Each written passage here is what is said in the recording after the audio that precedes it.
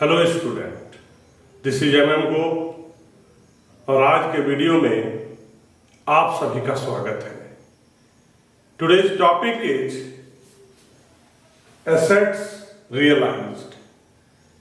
Today's topic is assets realized. In other words we can say sale of assets. Sale of assets. Case number 1. When assets are sold for cash, whether recorded or unrecorded. My dear student, before I am going to explain about the number 1, I would like to confirm you recorded and unrecorded assets that present in the balance sheet. Assets that present in the balance sheet, they are calling as recorded assets. And assets that do not present in the asset side on the balance sheet, they are calling as unrecorded assets. So my dear student, we are going to talk about recorded or unrecorded. Number 1, when assets are sold for cash, जब हम asset को cash में cell करते हैं, चाहे वो asset recorded हो या एसेट अनरिकॉर्डेड हो, तो उसकी जर्नल क्या होगी? कैश और बैंक अकाउंट डेबिट। कैश और bank account debit to realisation account. Cash और bank account debit to realisation account. Asset sold for cash. This is journal number 1. I am going to share with you about asset realise. हम आपसे बात कर रहे हैं asset realization का। Now, number 2, when assets is taken away by one of the partner, अगर partnership form का कोई भी पार्टनर चाहे तो एसेट को रख सकता है। पार्टनरशिप फॉर्म का कोई भी पार्टनर चाहे तो एसेट को रख सकता है। This is assets is taken away by one of the partner. Asset may be recorded और अनरिकॉर्डेड। इसका कोई यहां पर मतलब नहीं है कि एसेट रिकॉर्डेड है या अनरिकॉर्डेड है। मतलब किससे है? Taken away by partner. आप क्या कर रहे हो? पार्टनर के द्वारा टेकन अवे हो रहा है। तो जहां पर हम कैश और बैंक लिखते थे, वहां पर हम उस पार्टनर का कैपिटल लिखेंगे। जहां पर हम कैश और बैंक लिखे हैं, वहां पर हम क्या करेंगे? उस पार्टनर का कैपिटल अकाउंट लिखेंगे। That partner taken away the assets. So partners capital account debit, partners capital account debit to realization account. Assets taken away by partner. Now, number 3. If an asset is given away to a creditor, अगर हम कोई asset को किसको देंगे? Creditor को देंगे। In part और full payment. In part of full payment. Like creditor amount is 1 lakh और हम उसको एसेट देंगे 70,000 का। हम कभी 1 लाख का भी दे सकते हैं। फुल का मतलब creditor, if creditor amount is 1 lakh and that asset I will give against the creditor, this amount is also 1 lakh. This is called full payment. अगर क्रेडिटर का अमाउंट 1 लाख है, अगर क्रेडिटर का अमाउंट 1 लाख है और जो एसेट हम क्रेडिटर को देना चाहते हैं उसका भी अमाउंट कितना है, अगर 1 लाख है, this is called what, full payment. इसको हम लोग बोलते हैं full payment. Another example, if the creditor's value is 1 lakh and that asset I want to give to the creditor, that asset amount is 70,000. This is part payment. इसको हम लोग क्या बोलते हैं, part payment. My dear student, हमने आपको यहाँ समझाया part payment and full payment. So मेरा टॉपिक क्या है कि If an asset is given away to a creditor, अगर हम लोग क्या करते हैं, किसी क्रेडिटर को क्या करते हैं, एसेट देते हैं, और वो किस तरह का, आइदर पार्ट और full payment of dues, the agreed amount of the asset is deducted from the claim of the creditor and balance is paid to him. Example, creditor amount is 1 lakh and asset given away to creditor is rupees 70,000. Look here, if creditor is 1 lakh and asset given away to creditor is 70,000, so balance amount is what, 30,000. So I will pay him amount 30,000. So for journal, for this entry is realization account debit, realization account debit to bank account, balance amount paid to creditor. यहां हमने बताया कि अगर हम किसी creditor को asset देते हैं, क्या करते हैं, क्रेडिटर को एसेट देते हैं। तो एग्जांपल में हमने बताया कि क्रेडिटर का अमाउंट 1 लाख है और जो एसेट हम उसको दे रहे हैं वो कितने का है, 70,000 का। तो बैलेंस क्या हो गया, 30,000।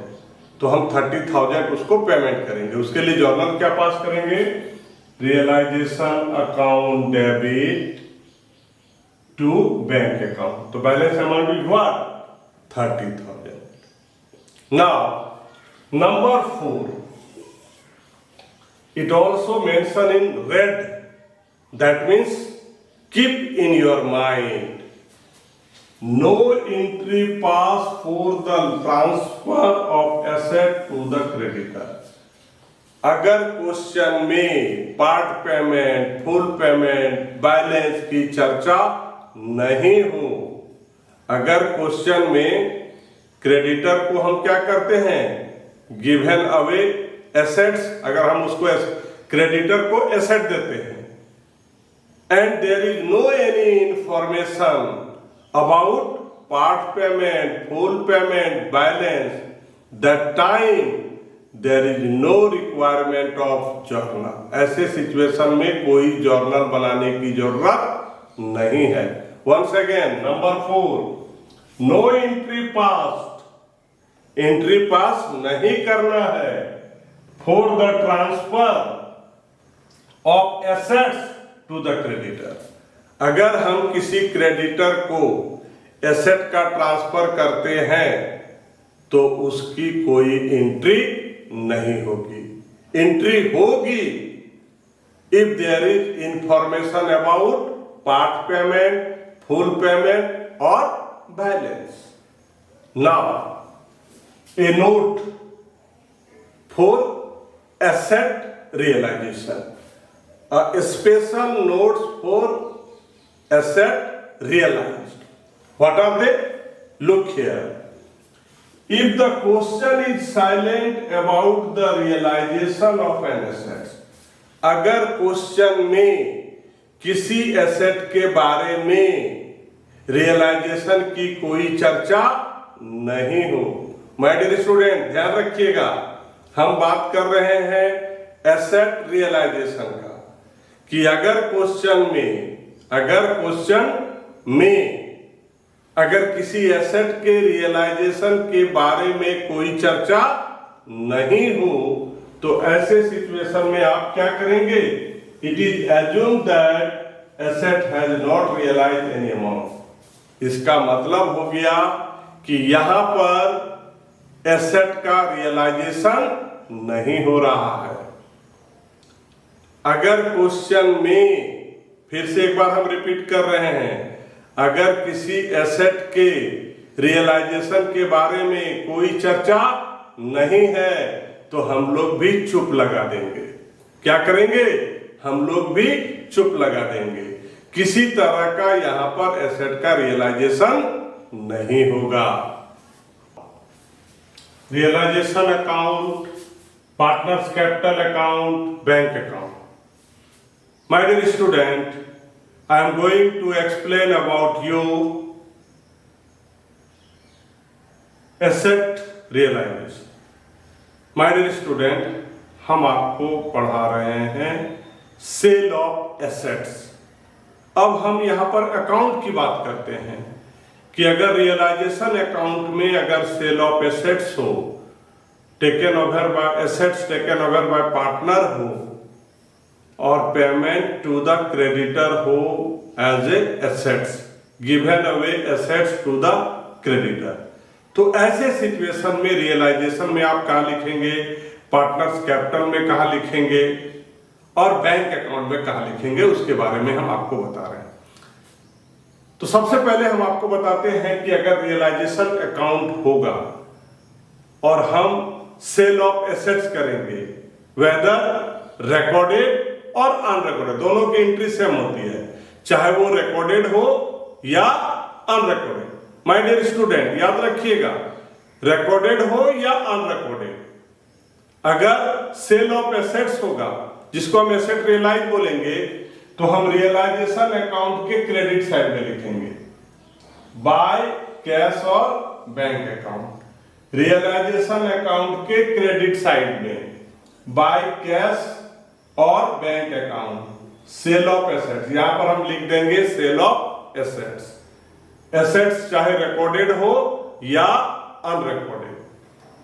Number 2, assets taken away by partner. अगर कोई पार्टनर एसेट रख लेता है खुद से, चाहे वो रिकॉर्डेड हो या अनरिकॉर्डेड, तो हम लोग रियलाइजेशन के क्रेडिट साइड में, रियलाइजेशन के क्रेडिट साइड में बाय पार्टनर्स कैपिटल। अगर कोई पार्टनर एसेट टेकन ओवर करता है तो हम लोग लिखते हैं रियलाइजेशन के क्रेडिट साइड में bye partners capital account, asset taken over by partner. And अब हम लोग बात करेंगे कि अगर किसी क्रेडिटर को हम लोग एसेट देते हैं, गिवन अवे एसेट, और अगर ये पार्शियली हो तो जो बैलेंस अमाउंट है उसको हम लोग पेमेंट करते हैं, यहां लिखते हैं टू बैंक अकाउंट। उसको हम क्या लिखेंगे? रियलाइजेशन के डेबिट साइड में to bank account, balance paid to creditor. अब हम लोग बात करें पार्टनर्स कैपिटल की, तो पार्टनर्स कैपिटल में ये जो सेल ऑफ एसेट की बात कर रहे हैं, हम आपसे जो सेल ऑफ एसेट्स की बात कर रहे हैं उसकी एक ही एंट्री होगी और वो होगी पार्टनर्स कैपिटल के डेबिट साइड में to realisation account. Partners capital के डेबिट साइड में क्या होगी? To realization assets taken away. जब कोई पार्टनर एसेट टेकन करता है, टेकन ओवर करता है, तो उसकी एंट्री पार्टनर्स कैपिटल के डेबिट साइड में लिखाता है टू रियलाइजेशन अकाउंट। क्या लिखते हैं? To realisation account. और नीचे हम लोग लिख देते हैं एसेट्स टेकन अवे। जो पार्टनर एसेट टेकन अवे करता है उसी के कॉलम में हम लोग अमाउंट को लिखते हैं। अगर ए करेगा तो ए में लिखेंगे, बी करेगा तो बी में करेंगे। अब हम बात करते हैं बैंक अकाउंट की। अब हम बात करेंगे बैंक अकाउंट की। तो सेल ऑफ एसेट्स में दो एंट्री होता है बैंक में। एक जो हमने एसेट को सेल किया, sale of asset, bank account के डेबिट साइड में लिखेंगे, बैंक अकाउंट के डेबिट साइड में लिखेंगे। क्या लिखेंगे?